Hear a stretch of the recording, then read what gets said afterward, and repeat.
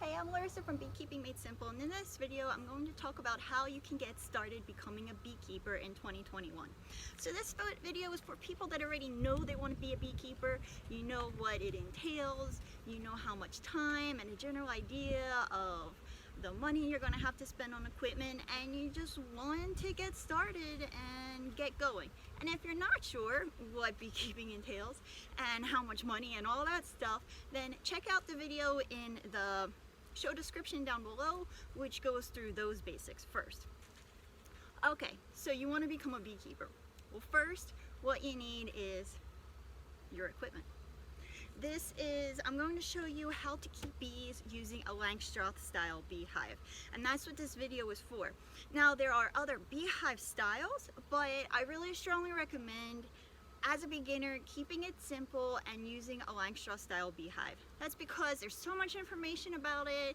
If you're looking for a mentor, if you're looking for a class, if you're just looking to ask questions on forums and Facebook groups in your bee association, most people have a Langstroth style hive, and that's what they will be able to help you the most with. Other style beehives are fine, but it's just a little bit harder to get started using another style hive. So for a Langstroth style hive, you're going to need to buy some stuff. A Langstroth style hive is composed of boxes, and they're 3 different height boxes, but for the most part you just have to know about 2. The medium one isn't completely necessary to know about. So the 2 size boxes you're going to have is a deep, which is called the deep, and it's the taller box, and you're going to have a shallower box, which people call the shallow or the honey super. So you're going to want 2 of each, 2 deeps and 2 honey supers. And these boxes, just get stacked up on top of each other. And these boxes, they just get stacked up on top of each other. There's nothing securing them together. The bees will use propolis, which is plant sap, super sticky, to attach them together and plug up if there are any holes, any gaps within the hive, and you don't have to worry about attaching them whatsoever. Inside the boxes you have frames. Now you can put foundation in your frames if you like.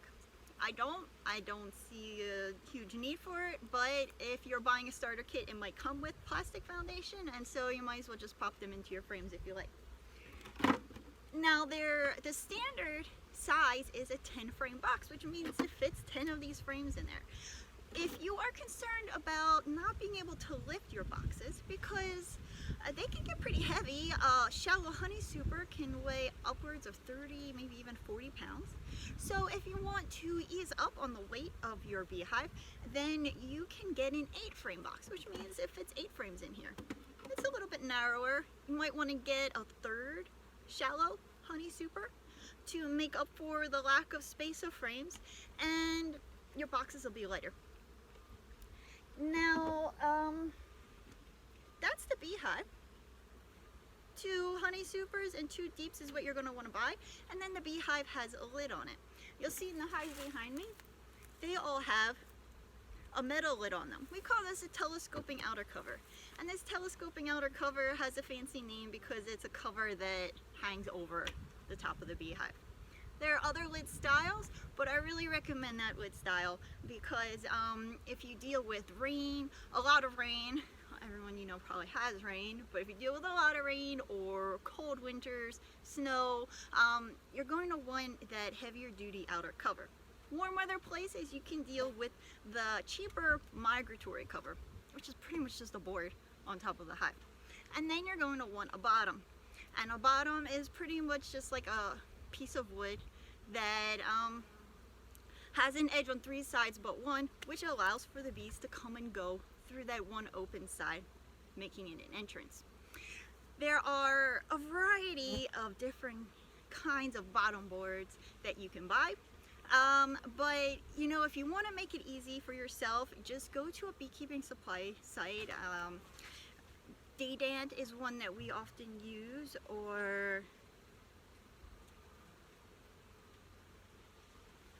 Better Bee.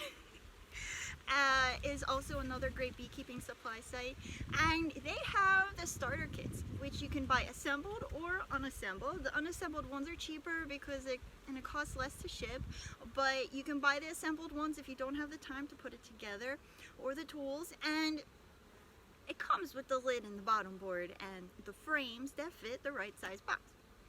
If you want a diagram, we have a checklist with a diagram of all these parts with pictures next to the parts so that you know what they look like. Just go to beekeepingmadesimple.com/free beebook. The link is down in the video description, and you can download that free getting started guide with that checklist. So you have your beehive. The other thing you're going to want is a smoker. This thing right here. Now, you might not use a smoker a lot. Your bees might be very calm and it's not necessary to use a lot of smoke, but it's always good to have a smoker, especially your first year, so that it really can keep, if the bees are upset, you use smoke and it masks those alarm pheromones that might be released. And when you mask an alarm pheromone, that bee that's alarmed, that's telling the other bees, hey, there's a problem in the hive, let's go check it out, those other bees can't pick up on that pheromone. And so only one bee is alarmed, as opposed to her getting other worker bees alarmed as well. And this is not only good for you because you're not, you know, maybe getting stung by more bees or being bothered by them flying towards your face, but it also helps keep the hive calm, because if bees are stopping what they're doing because they're alarmed by an intruder taking the roof off of their house, it takes a while for the hive to get back to what they were doing before you came around. So the less you disturb the hive and bother the bees and alarm them, the better. These are also pretty cheap, like 20 bucks. If you are planning on having a lot of hives, they have kinds that are extra tall, and that fits more smoker fuel so that you don't have to keep on feeding more fuel in. But this size smoker is fine if you have 2 or 3 hives. You're going to want a hive tool. Take my advice, buy a couple of these. These are about $7. There's a few different styles. I like what they call the J hook, or hobby hive tool. It has a hook on the end, which is good for using some leverage if a frame is really stuck in there and you need to use a little bit of extra force. Really, buy a few of these, and if you can, spray paint it a bright color so if you drop it in the grass you can find it easily.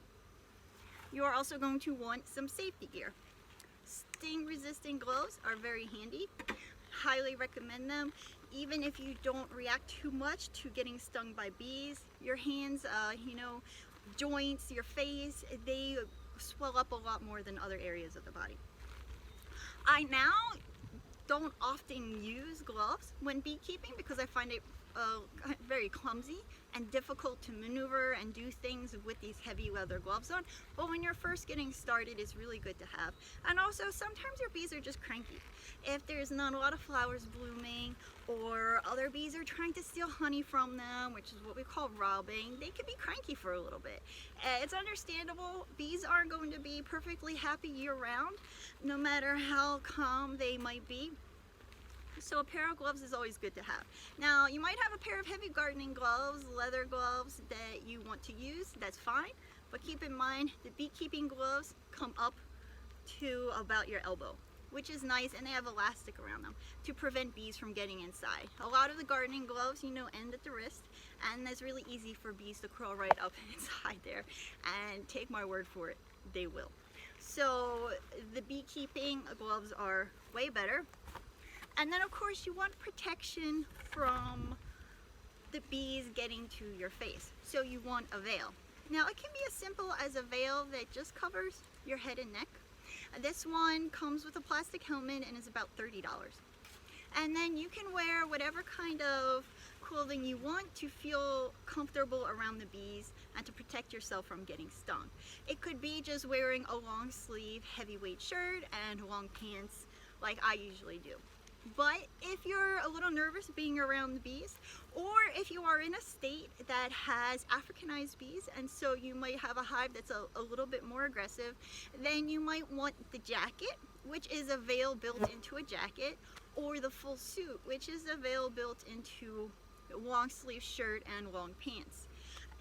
I'll be honest, the suit is incredibly convenient. It comes with those big hive tool pockets, and it makes beekeeping easier. If I don't have bees at my property and I go to check them, you can wear whatever you want to under the suit. Just wear the suit gets dirty, it gets sticky, gets covered in propolis, which stains your clothes. You cannot get it out, so you don't have to worry about ruining your clothes and having to wash this sticky clothing that you have on, that maybe you're getting into your car and getting honey everywhere else. You just take that suit off when you're done, roll it up into a ball, and wash it when you get a chance.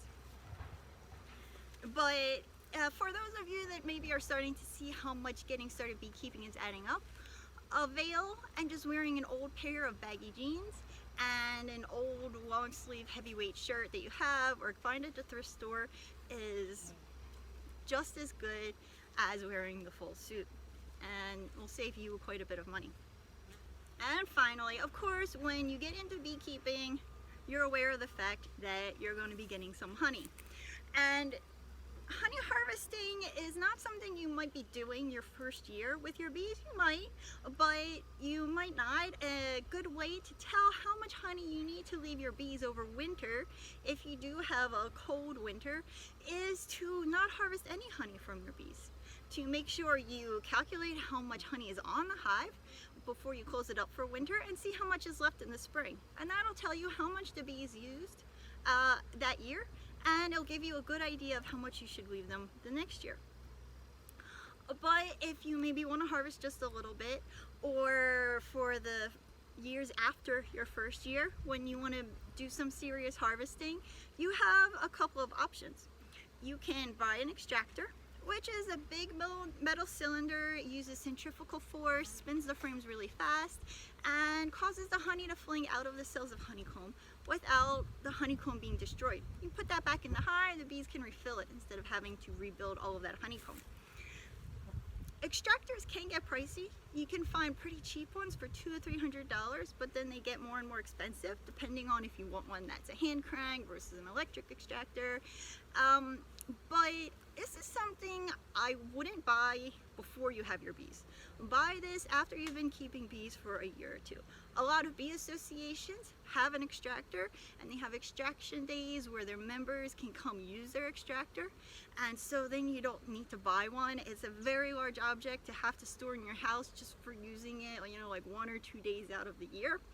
And if you do have a little bit of honey, and maybe you just have one beehive, a really good way to harvest honey that's super easy and cheap and fairly fast actually is a crush and strain method. What you do is you take your honeycomb, you put it in a flat container and squish it with a fork. Squish it with a fork, the honey comes out of the comb. Then you pour that into a strainer, a round strainer that fits over a 5-gallon bucket is what I recommend. And then you buy a bucket that has a gate over it. So you put the comb with the squished honey inside your strainer, it drips into your bucket. Make sure this is closed when you put your honey in the strainer. And then when it's done straining, you give it a few hours. When it's done straining, you use this to easily pour honey into your jars. This bucket was $12. A pretty cheap item, and you know the strainer is fairly inexpensive as well, and a really fast and easy way to harvest a small amount of honey pretty fast without requiring a lot of equipment. Now you might be familiar with the flow hive or be considering purchasing a flow hive, and a flow hive is a Langstroth style beehive. It's made up of boxes with frames inside, but one box has a different kind of frame than these wooden frames you would be seeing in the rest of your beehive. And these frames take a key and it splits the comb so that honey can pour right out of the beehive without having to take the frame out and harvest it in your home. Everything else about the flow hive is the same as the Langstroth style beehive. You still have to open it, you still have to check on it. So if you're hoping to buy a flow hive and not have to learn too much about beekeeping or having to open the beehive, sorry to say you're still going to have to open the beehive and check on your bees even if you have a flow hive. And if you have trouble lifting heavy things, it is really the only time I don't recommend that people buy the flow hive. It does make harvesting honey easier and faster by far, but it is incredibly heavy. The flow hive frames are over 2 pounds a piece. You have 8 frames in your box. The box is made from a harder wood. It's a deep box. You're looking at over a 20-pound box before they even put honey in it, versus one of these boxes is I think about 11. It's even for me, and I'm in pretty good shape, picking up a flow hive honey super is incredibly difficult, and I actually avoid even checking that beehive because I hate picking up that super. It gets really heavy. So if you have difficulty lifting heavy things, I do not recommend the flow hive, but otherwise the rest of the components are the same. Okay, so next what you want to do is buy your bees. And you want to order your bees from somewhere as local as possible. There are places that will ship you bees.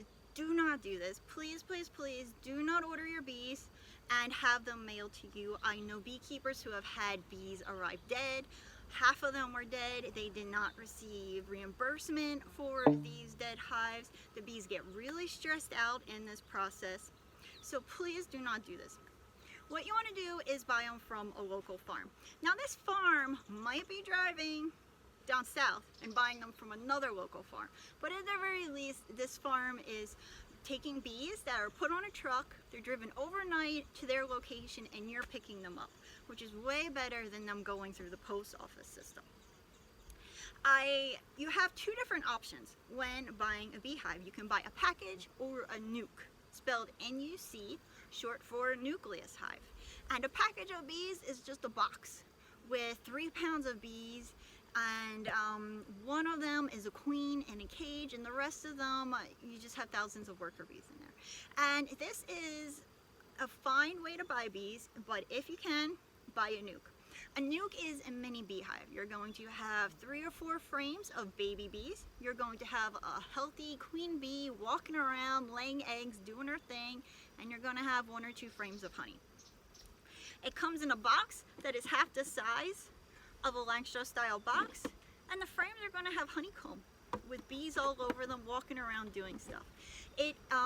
There's a lot less room for error when installing a nuke into your beehive.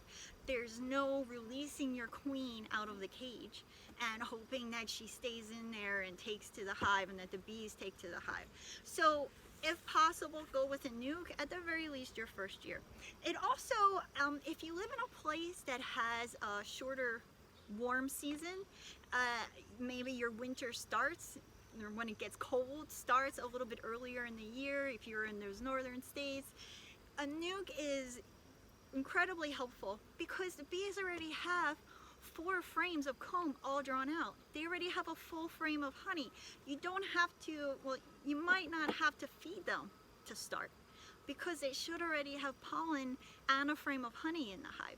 Maybe later on in a few weeks you might have to add a feeder or a little bit of pollen, but there's a lot less you have to do to start.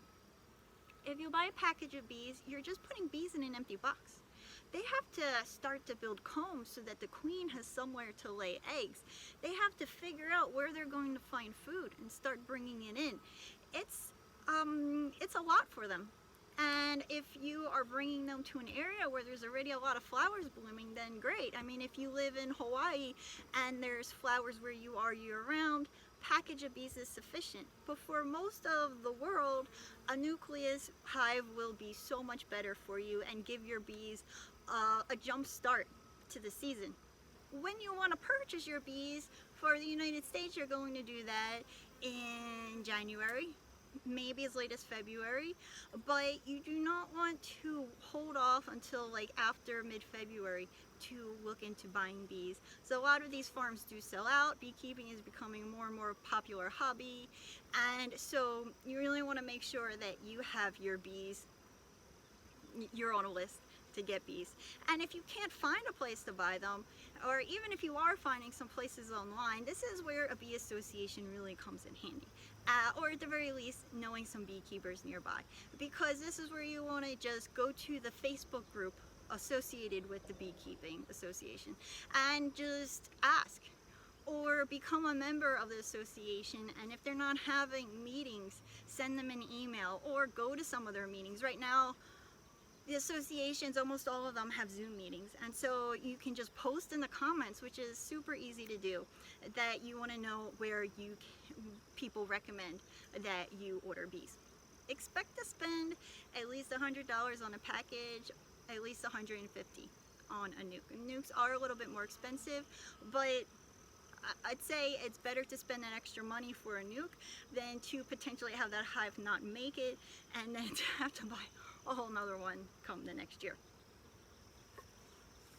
Okay, so you have your equipment, it's on its way. Once it arrives, assemble it and paint it. Make sure it has some time to air out.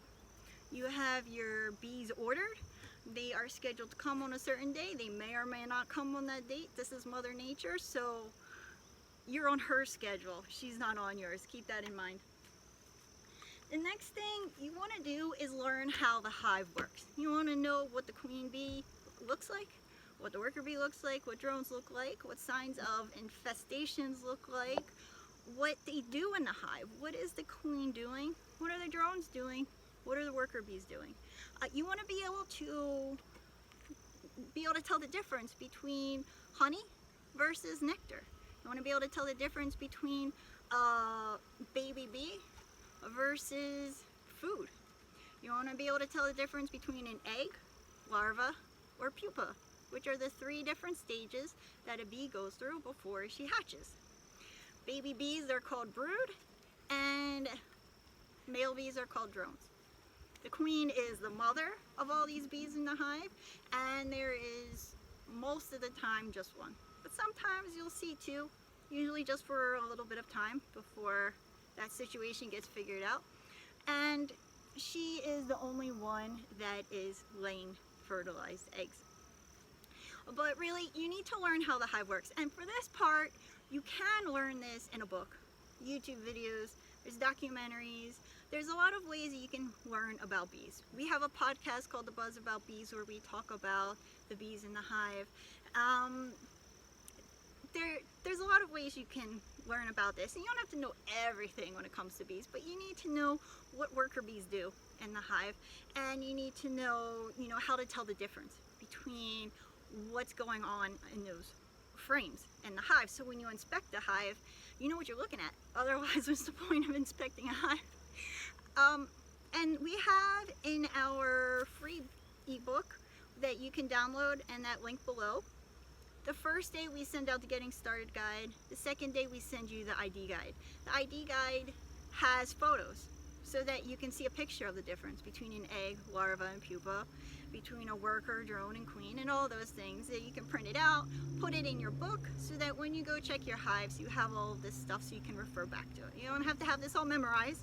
You just have to have an idea of the differences and then have a way to be able to refer to it when you need to. Once you have your equipment and you have your bees and you install your bees into your hive, then it's time to be a beekeeper. And the big question is, what does the beekeeper do? Like when I'm opening the hive and pulling frames out, what exactly am I doing? Well, in the most basic sense, I'm going to take off your lid, use a little smoke if needed, if you see bees looking up at you or flying up at you, if you hear the buzzing sound changing when you take the lid off. And then once the smoke has been put in the hive, look just a little bit over where you're going to start. You usually start with the first frame closest to you, and you use your hive tool to get it out. You don't want to just yank it out and break your frame or your box in the process. You want to be gentle about it. Pull it away from the side, pull it away from the frame next to it, and then you can use the hook to pull it out. Now when you pull out these frames, you're looking for stuff. You're looking for signs of a healthy hive, and you're looking for signs of a weak hive. So we have a link to our inspection sheet, and this is a guideline for you. So week after week, when you're opening your hive and checking on them, it helps guide you so that you remember what to look for. You see, we pull out this frame. It's a frame of honey, and it's good to keep track of how much food is in the hive so that you know if you need to give them some food.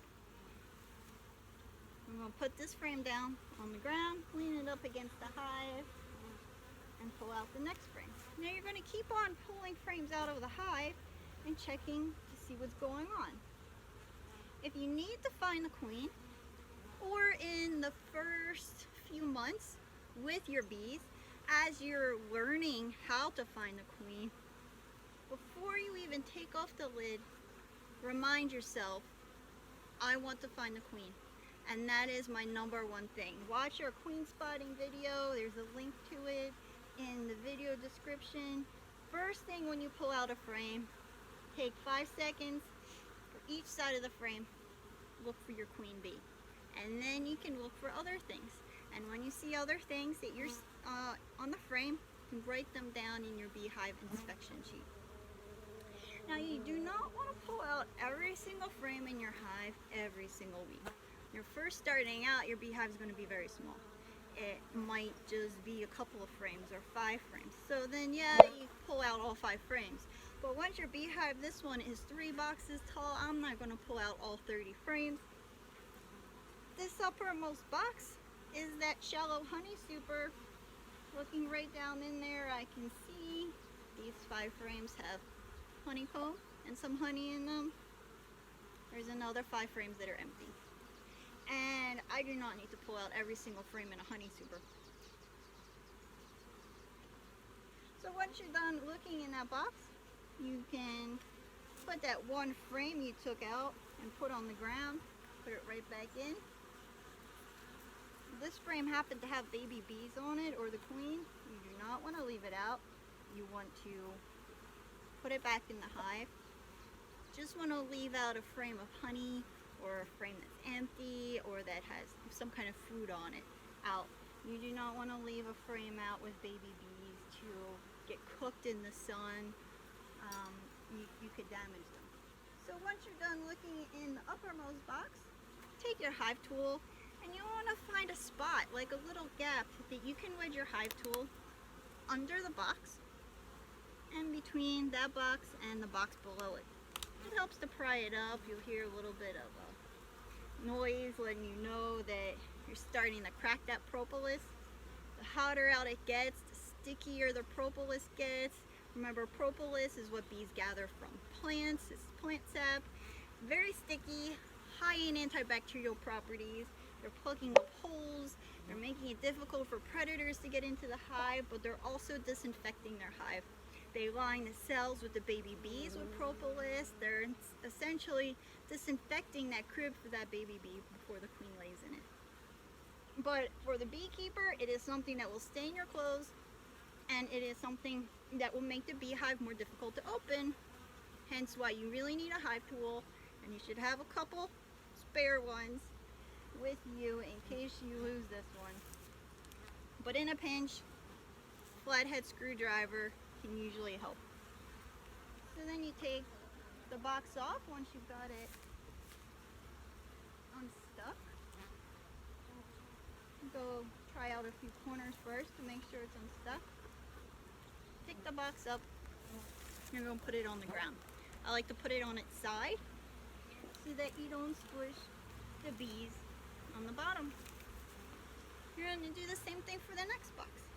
Now, if you want to, you can pull out every single frame if you like, once you're getting used to things, but every single week, it's not necessary to pull out every single frame. You'll hear that the sound of the bees buzzing will get louder and louder as they are less and less okay with what you're up to. You'll find that they are less and less okay with what you're up to closer you get to the baby bees. The baby bees is what they are really defending, and they do not want the baby bees to be bothered. That's why when you go through your checklist, once you find all of the items in the checklist, you don't have to keep on going through and looking at every single frame. You see signs of a healthy queen, you don't have to keep on looking for eggs. You're good.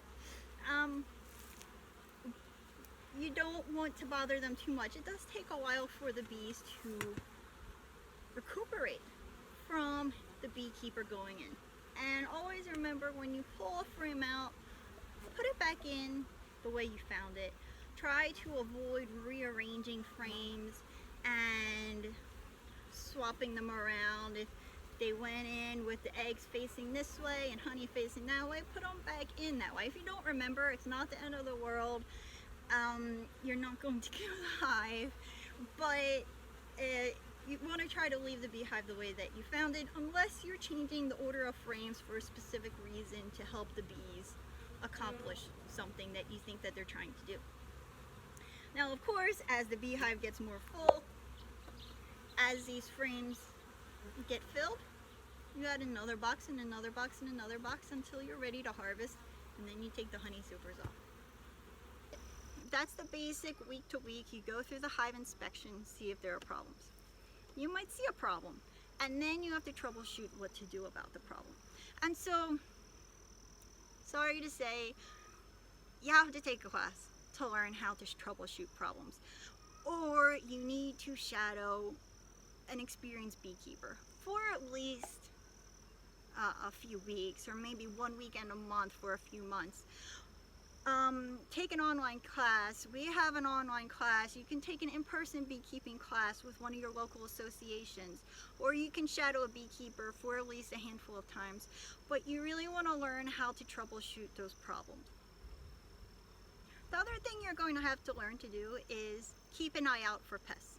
We have a spot on the inspection checklist for this. You want to do a monthly mite test, and we have the mite test video, like I mentioned, down below, so that you know how to make the test, how to do the test, and what the results mean. And then if you have an infestation, there are lots of treatments out there that you can use to help your bees. That is another thing, another big reason to take a class, because there's quite a bit to dealing with mites, to preventing infestations, or at least keeping the infestation level not incredibly high. And then there's certain treatments you want to use depending on the time of year, the temperature outside, and whether the bees are actively bringing in honey. The other main pest you're going to have to deal with is small hive beetle.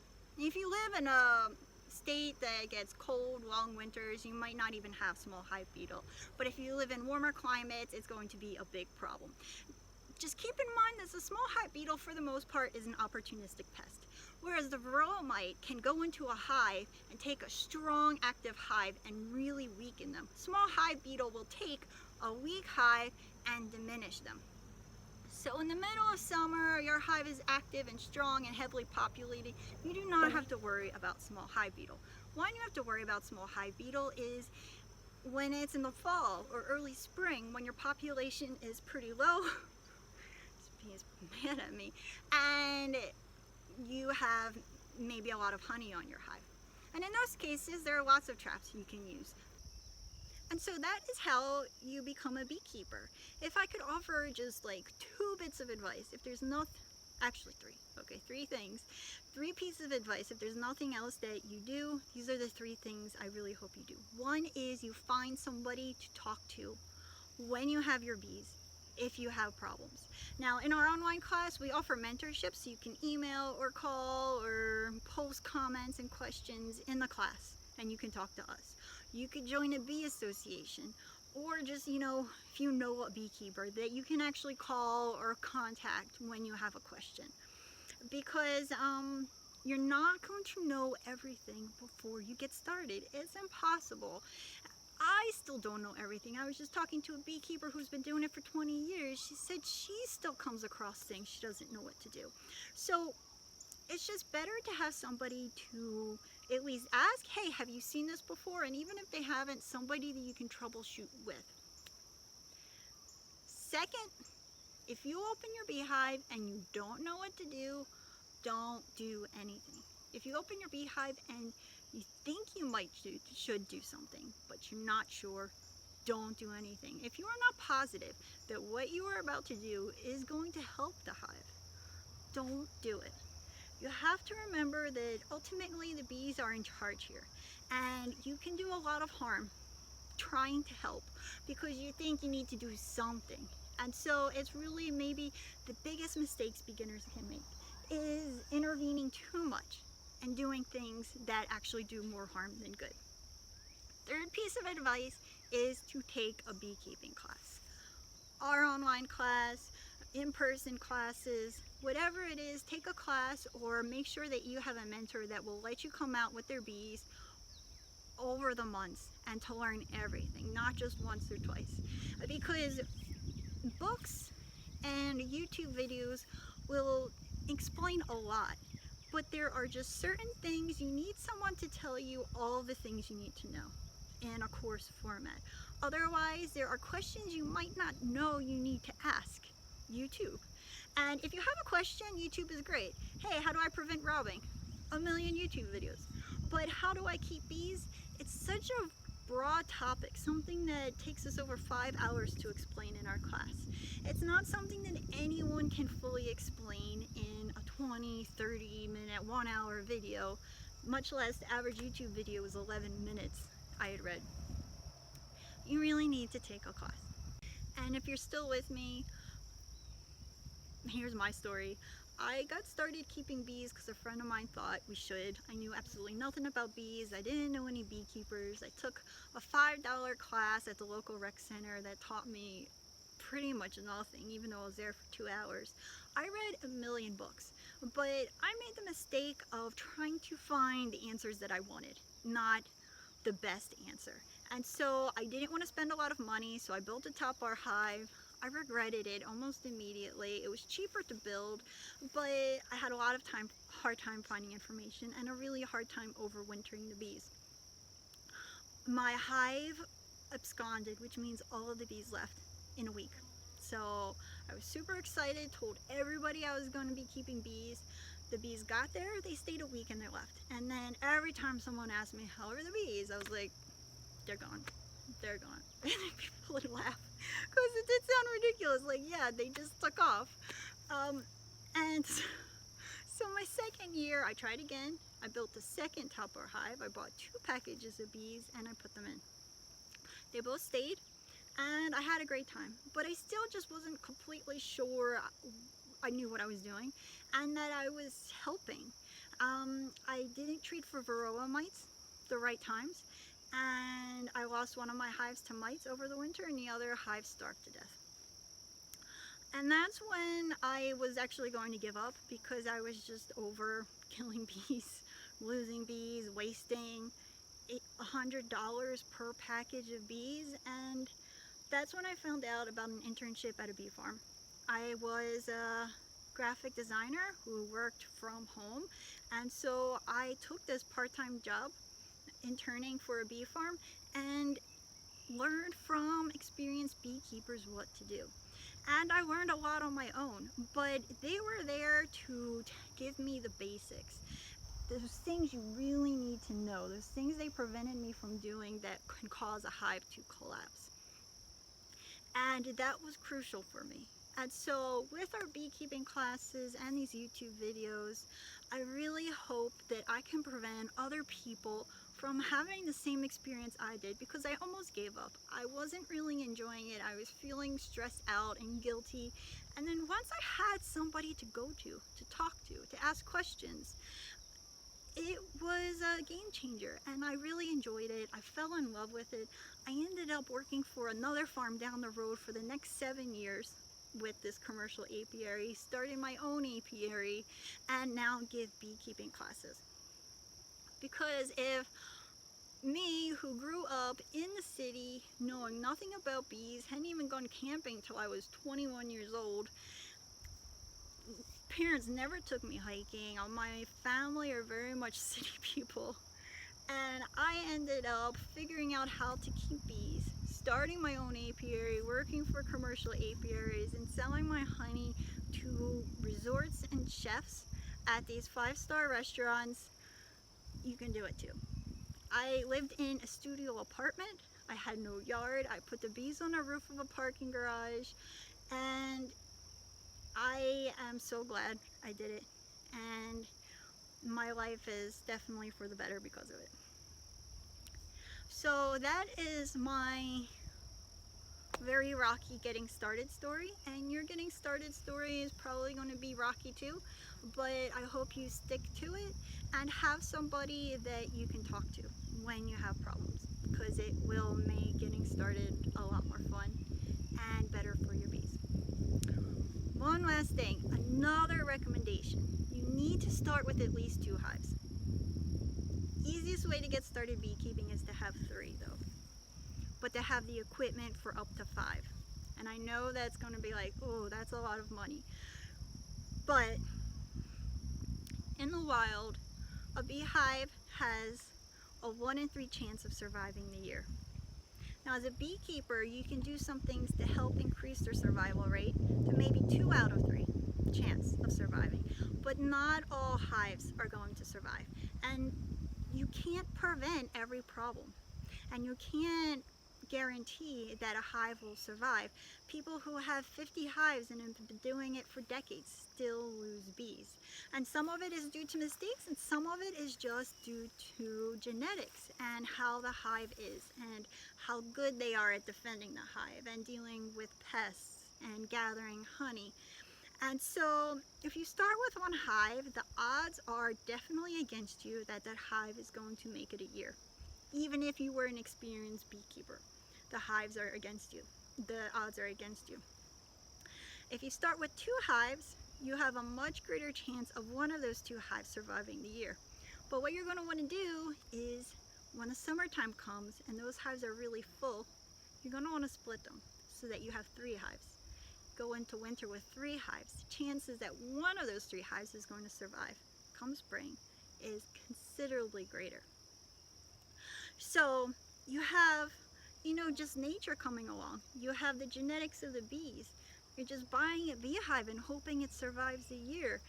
You are new and you could be making mistakes. All of these things are kind of piling up against you and making the chances that your hive is going to survive your first couple of years slim. So the more hives you have going into winter, the greater your chance that you will have one come spring. And the reason why you want a beehive in the spring as opposed to buying a new beehive in the spring is, for one, the cost. You buy 2 or 3 beehives your first year and never have to buy a beehive again. That's considerably cheaper than buying 1 or 2 beehives your first year, then another 1 or 2 beehives your second year, potentially another 1 or 2 beehives your third year. And the other thing is that you start with a few, you figure out which ones are strong, which ones are weak, you help the strong ones, and you start to build an apiary off of these strong bees. When you have an apiary of strong bees, that's when your bees have a much greater chance of surviving the winter. Now, you don't have to buy all of your packages. You can try to collect swarms, you can try to lure swarms, you can put your name on a swarm removal list in your county or with your bee club, and you can get more bees that way. They don't have to be purchased, but at the very least, I would buy the equipment for 3 beehives, so that at some point over the course of the year, whether you are splitting bees, catching swarms, you have the room to accommodate 3 hives, so that when you go into winter, you'll have at least 3 hives with you and have a very good chance of at least one of them surviving into spring. Don't forget to download the free bee book, and thanks for watching. You can subscribe to our channel and get notified about all of our new beekeeping videos that come out. We usually post one every single week. Bye.